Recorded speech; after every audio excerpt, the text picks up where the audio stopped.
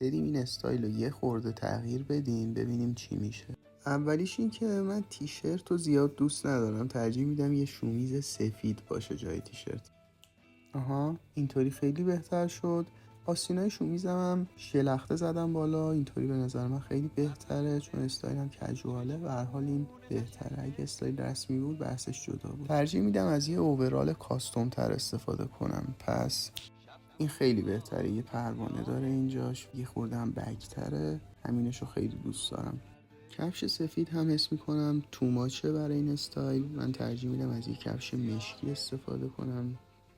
خب خیلی بهتر شد و شاید حتی پاچه های بیلرسوتو تا بزنم، حس میکنم بهتر میشه. ببینیم چه شکلی میشه.